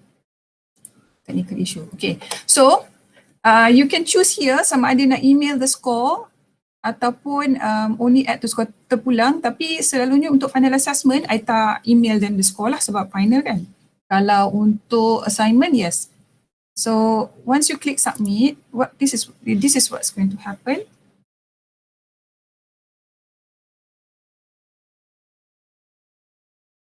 Okay, so rubric tu akan automatically attach dekat bawah jawapan pelajar.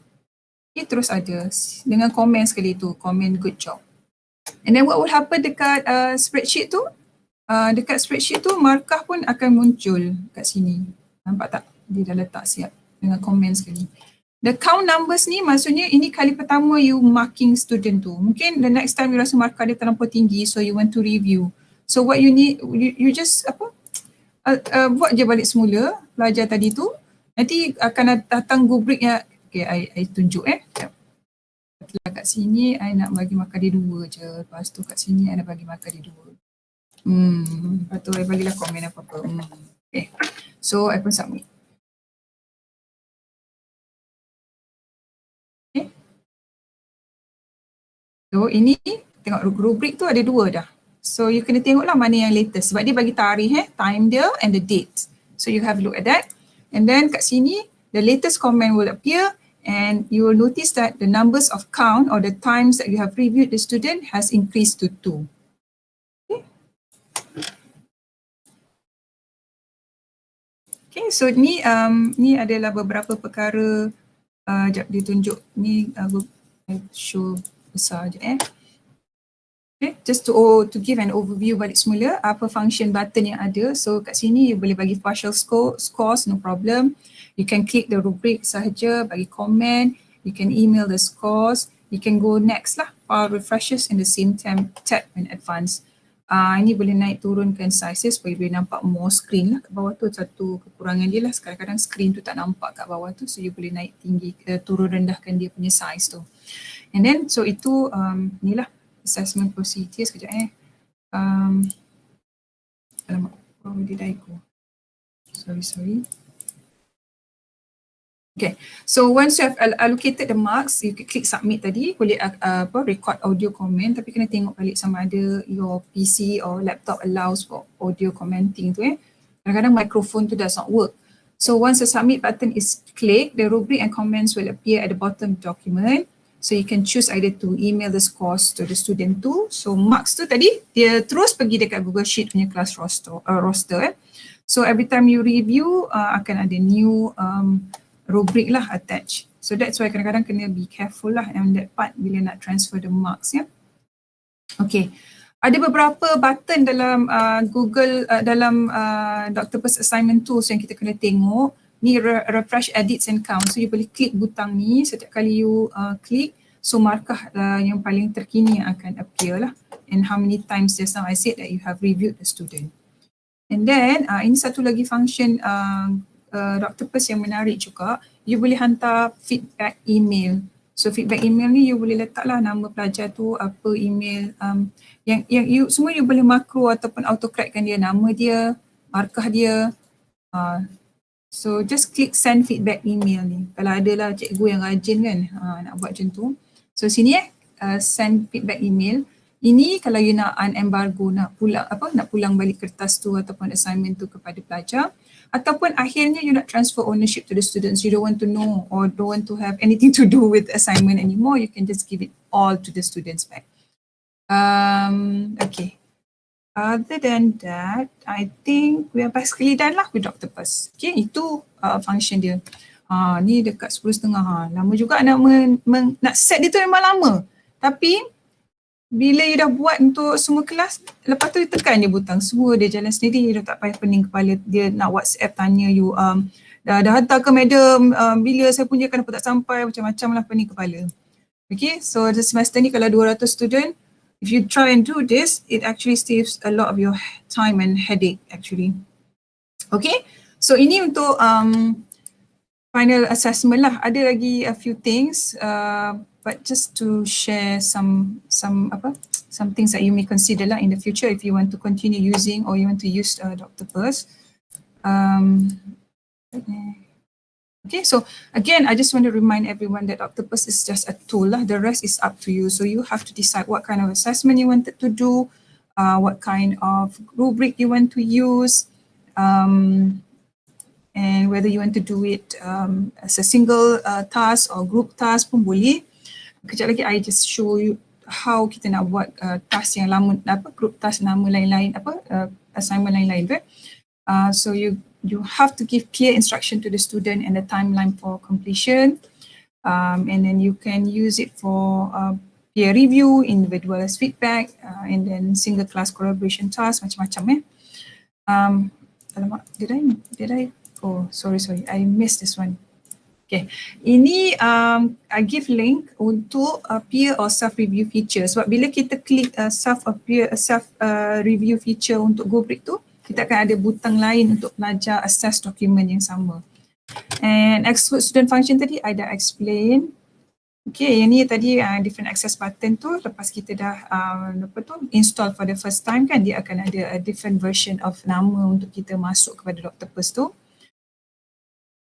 And then okay, access to all Google Doc function remains the same lah macam I tunjuk tadi. Version history function semua tu boleh tengok And then we can have different templates for assignment for a similar class roster.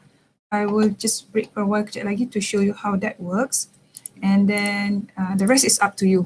Okay, so you decide whether you want to use it or not. But if let's say you are stuck somewhere when you are trying to use that Doctopus, you can always join the Doctopus community forum. I have given the link here and check out the Doctopus walkthrough juga. Yang kat bawah sekali ni kalau you nak menggunakan Google Classroom, sebab ada je orang hantar assignment pakai Google Classroom, dah siap you nak ingest ataupun turunkan maklumat tu kepada the roster spreadsheet. They also give you some what do you call it, information in regards to that. So that actually basically in general of the whole Doctopus yang secara je lah. As I said just now, I just wanted to show you satu lagi sebab I rasa this is very important especially for group work. Ini kalau katalah you ada 5 kumpulan, 25 pelajar, lepas tu kita nak bagi dia kerja 5 tajuk berbeza atau 3 tajuk berbeza, tak kisahlah. Ini I rasa very handy lah.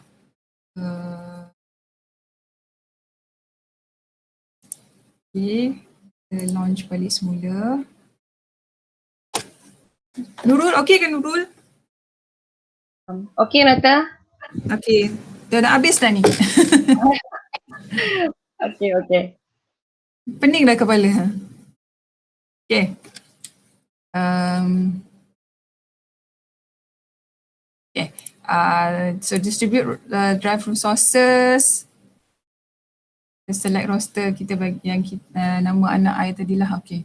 Sebab selalu kalau kita ambil yang nama roster lain-lain ni, pelajar I akan semua terima dokumen tu. So I have to macam tell them, I'm just doing a trial lah, you don't have to do anything. So dia orang pun will ignore the email lah. Let's have kita ambil yang ni tadi kan.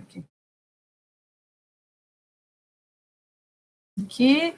So you're going to use this roster. Ini kalau dah ada roster, so kita just pilih je, use this roster.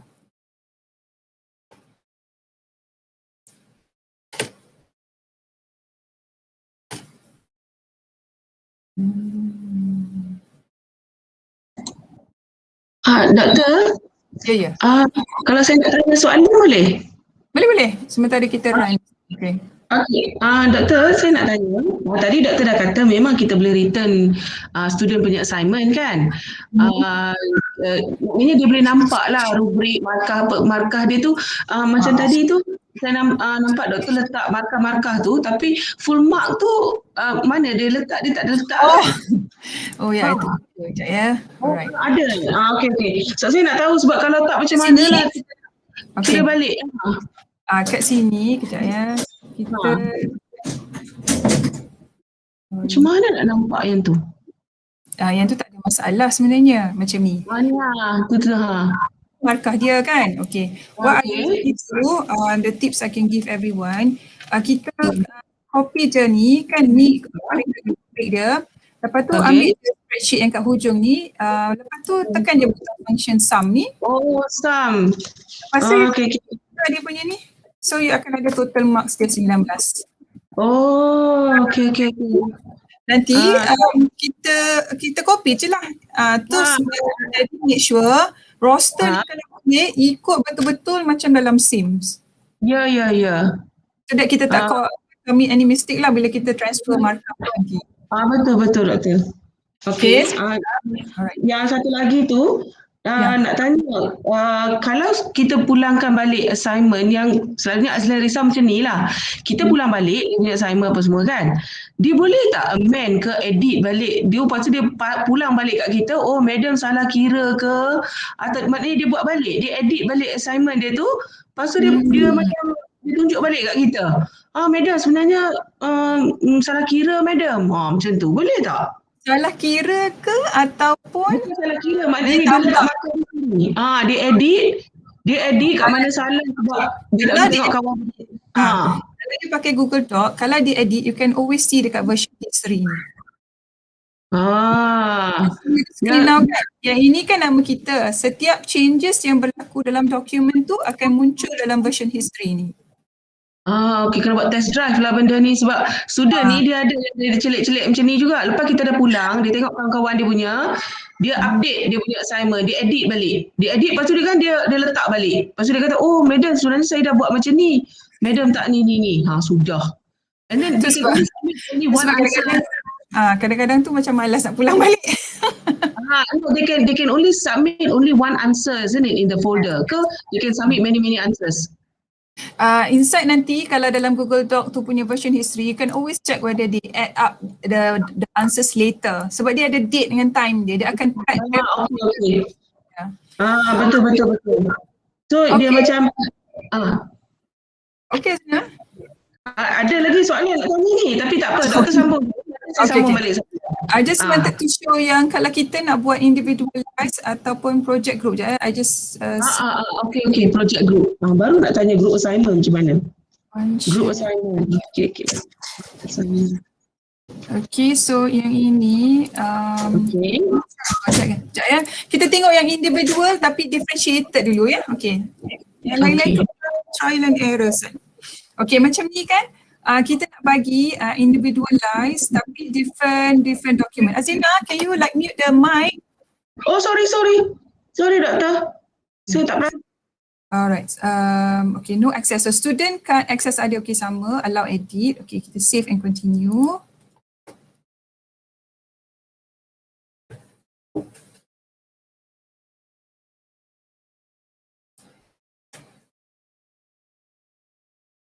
Sorry, yang ini kan ada. Sekejap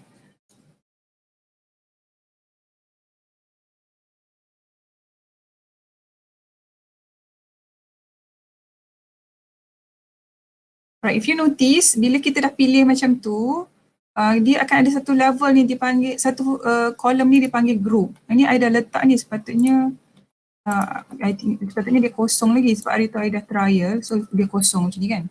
Okay, so katalah you nak buat 3 group ataupun 3 different version of the assignment. So you letak kat sini A, nombor pun boleh kot I rasa. Sekejap, I try.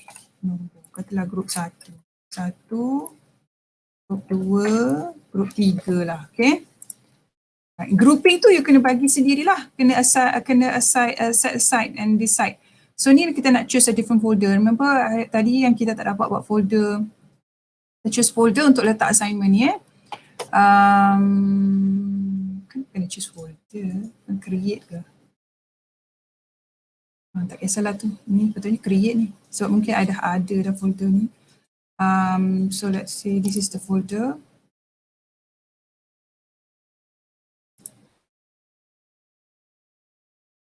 Oh bukan. Sorry. This one is choose assignment punya template. Sorry. Okay, so kena make sure lah kita ada 3 soalan tadi 3 different templates.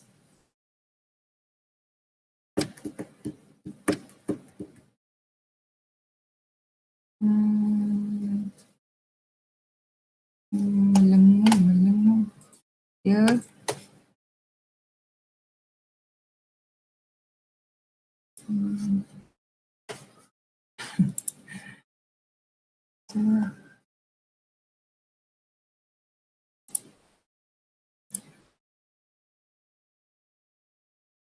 Lambatlah pula.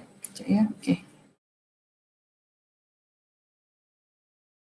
Anyway, anyone have any other questions while we wait? Okay, you nampak tak sekarang ni dia dah ada dia suruh select untuk group 1, group 2, group 3 kan? So kita boleh pilih kita nak bagi dia assignment apa. Tapi sebab I tersalah pilih tadi, patutnya kita kena pilih folder template assessment. Sekejap ya, I ambil satu dulu. Okay, itu sebab tadi I insist that everyone bila kita buat template tu kita letak dalam satu folder je, so kita cari tempat yang sama je. Okay, macam ni kan. Okay, let's see lah dalam group kelas tu ada 3 ataupun 5 group. Ni satu je ahli dia kan, so dalam tu probably members dia ada 4-5 lagi, not problem. So you can always name them Ahmad Uzai, group 1 also, Latifah, group 1 also, so up to you. So sekarang ni kita dah bahagikan kepada 3 kumpulan. So kita boleh pilih, katalah kita nak kumpulan 1 dia buat assignment 1. Kumpulan 2 dia buat assignment 2. Kumpulan 3 dia buat assignment 1 balik. So these students akan terima dokumen yang berbeza-beza ni. You just submit je. And follow all the other steps that kita dah buat untuk yang individualized assignment tadi. Okay? So that is how easy it works lah. You don't have to pening kepala fikir, group ni dapat nombor berapa, group tu dapat nombor berapa. Okay, ini kalau untuk buat group work pun boleh. So you bahagikan je dia nombor di kat sini lah. So ini assignment folder tadi kan. I remember I told you about the ni. So you boleh namakan kat sini lah assignment dia apa. So bagi email dan sebagainya. Okay, so kat sini bagi nama apa tu, assignment dia. Alright, I think that would be basically it lah. So any other questions in regard to whatever we have done today? I sincerely hope that you guys tried it out. Memang dia agak kita panggil apa tu, complicated, tapi kalau tak cuba tak tahu kan. Itulah lebih kurang. Dr. Faz, nak tanya sikit.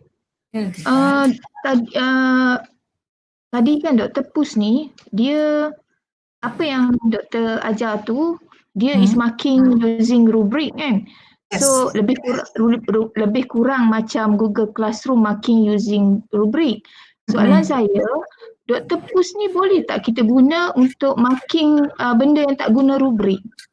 Contoh kan macam kalau kita guna Google Classroom, kita boleh marking macam benda assignment ke quiz ke yang tak guna rubrik tu kita attach kemi, then it works lah kan. Cuma isu dia student kalau kita mark online macam tu, student ada cara untuk access. Dia tu saya sebenarnya tengah mencari juga kalau Dr. Pus ni ada tak cara untuk kita marking yang bukan guna rubrik. Kalau kita tak nak guna rubrik, just tak payah, maksudnya kita stop sampai distribution of assignment je lah. And then bila kita dapat balik assignment tu, ada tak cara untuk kita mark dekat assignment tu secara online yang confidential? Bila kita dah lock tu, kita dah boleh mark confidential. Tak perlu pun, macam mana lah, sekejap saya tunjuk. Sebenarnya tak perlu pun pakai rubrik tu. Kalau kita nak marking manual pun masih boleh sebenarnya. Manual maksud saya secara online, manually lah, tak menggunakan rubrik tu. Lagi satu, dia sesuai tak macam untuk maths punya yang figures lah. Untuk yang figures tu figures. Yang figures tu sesuai saya tak guna?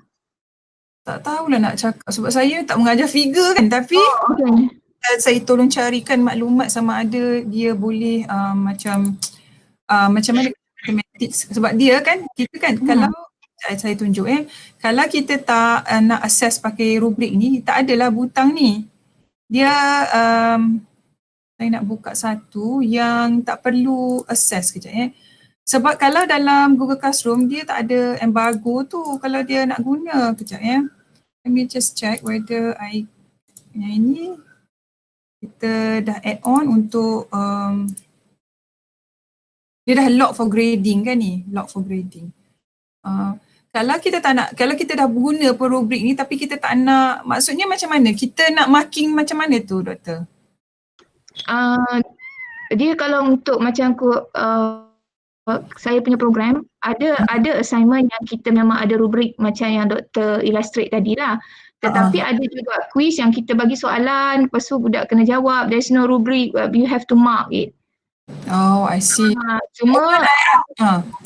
Cuma sekarang ni kalau kita kalau saya guna Kemi lah, saya guna Kemi kalau saya macam tak download dulu, bila saya mark terus kat situ, student boleh access. Tapi so alternatively saya selalu macam download and then mark outside lah, online, so dia orang tak dapat lah kan benda tu. Cuma itu saya mencari satu platform yang saya boleh straight away macam kalau dia macam tu, kita boleh je guna embargo features tu, cuma kita tak pakailah rubrik yang kita letak tu, kita marking secara manual, maksudnya secara the way that we want lah, faham tak? Sebab kita use embargo features tu, cuma kita nak download, tak nak download pun tak apa sebab student tak boleh nampak dokumen tu. So we can tick macam biasa lah. Sorry lah dah saya bertanya macam cuma isu dia sekarang ni, Google Doc ni dia tak ada function untuk write on, tahu tak? Itu sebenarnya maksud dia kena download juga dulu and then tapi dia link dah. Kalau yang hantar online tu memang dia tak boleh buka dah. Kita kena tambah one more step, so we have to download the PDF files lah. Oh, okay, faham. Tapi again dia tidak akan automatic link the marks tu kepada sheet tu lah kan? Tak ada lah kan? The marks tu kalau kita pakai rubrik je, rubrik tu je dia akan link. Kalau tak, memang we have to transfer the marks ourselves manually. Okay, got it. Okay, thank you. Okay, any other question? Kalau kalau yang writing final memang sesuai lah pakai ni, sebab satu lagi memang how I do it so far, I will kita panggil apa tu? I will compare dengan markah answer scheme yang diorang bagi, and then I will see whether it actually achieve the level that the question requires lah. Macam tu lah most of the time.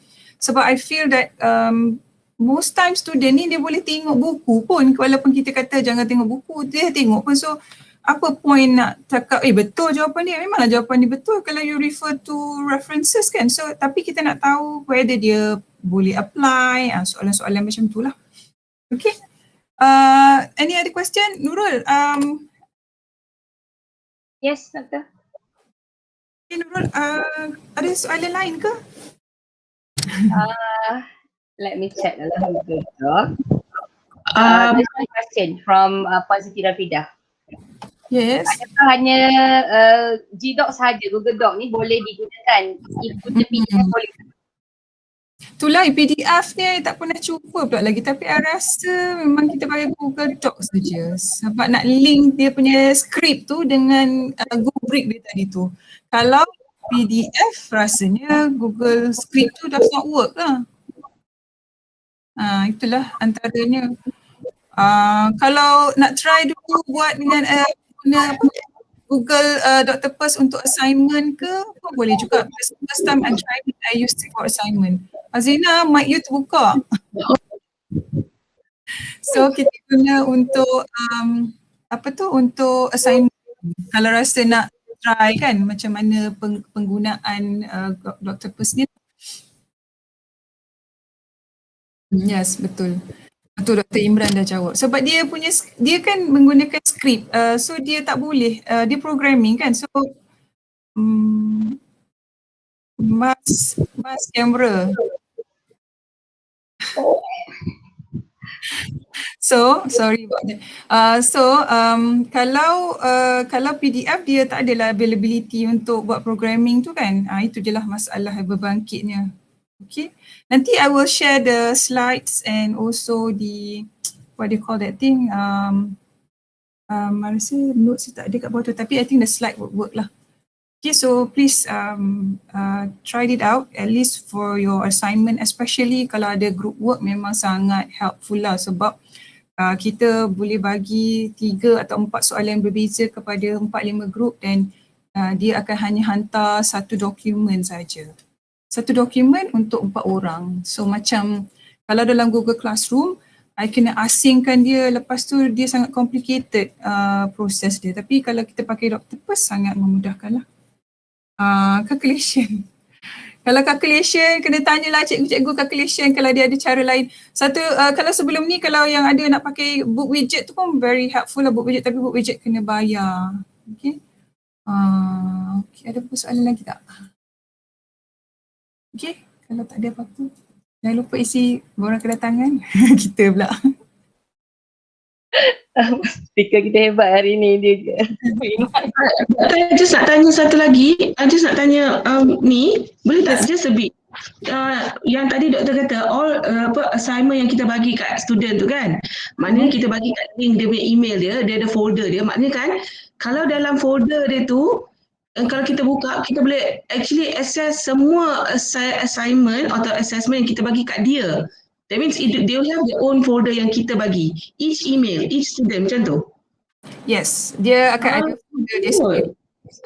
Jadi dia tak ada issue, dia kata I lost where you, tak ada issue. I have problems whereby dia kata I did not receive the email, tapi suruh dia macam refresh and check back dia punya Google Drive, mesti ada folder tu.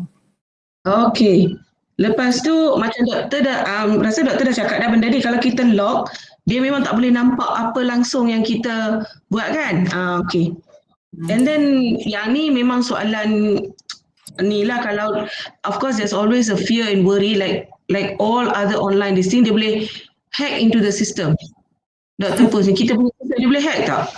Itu kalau high level punya ni lah, kalau jadi tak tahulah, so far tak adalah pula isu hack tu yang I think one of the most issue with us nowadays is dah masuk semester ketiga dah. We have to design the assessment so that it is something that macam dia tengok kawan pun tak boleh, dia kena work on it themselves. Tu yang I cakap authentic assessment tu, kena include something yang macam ada real life application. Kalau sekadar kita muntahkan balik the form of assessment that we use for face-to-face final examination sebelum ni, memang senang sangat dia nak score sebab jawapan semua ada berlambak-lambak kat luar tu, boleh cari. Tinggal copy and paste saja. So that's why I'm very much into doing something yang menggunakan rubrik je, so I have to think macam mana nak bagi dia kerja yang dia kena buat something yang out of the ordinary sikit lah. Ni dah masuk semester ketiga ni, kita pun dah lemau dah kan, dia lagi lah tepu kot kalau benda yang sama kita ulang-ulang balik semula kan. Alright, I think masa pun dah tinggal 5 minit lagi. Takut you all tunggu. So kalau tak ada apa-apa persoalan, so I really wish that everyone, because I do say that this is your call, so based on the information you received today, you can decide lah on whether you wanted to use the script or not. The Google Doctopus ni memang is a script lah, programming script. Dia macam dia macam your clerk lah, your assistant. It helps you give out all the works to the student. But at the end of the day, it is your student. You have to decide the form of assessment you wanted to use and how you want to grade them. Doctopus dengan Gubrik ni hanya sekadar a tool to help you lah and to assist you. And of course to bypass some of the issues in regards to, issues where students kata dia tak submit. Sebab kita tak review kita punya academic regulation. So chances of students saying that papers tak terima ataupun tak ada submission tu adalah sangat tinggi. So this one way to bypass that issues lah. Alright, thank you very much everyone for listening to me today. I hope contribute ataupun the knowledge to try out this thing lah.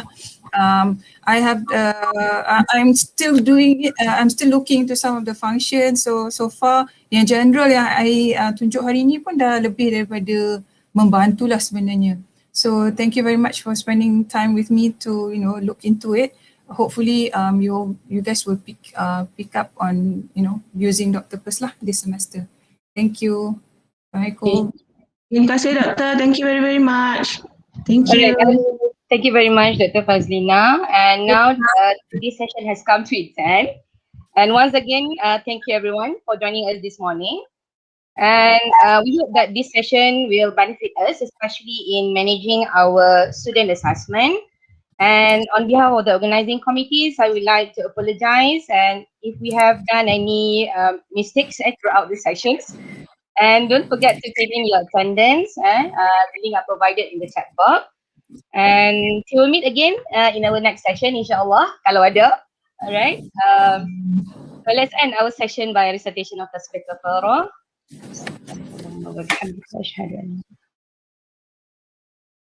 And with that, thank you very much. Wabillahi taufiq wal hidayah. Wassalamualaikum warahmatullahi wabarakatuh. Assalamualaikum. Okay, thank you. Most welcome everyone. Dr. Imran boleh belanja makan lepas ni ya. Thank you Dr. Fadzlina. Makan on air.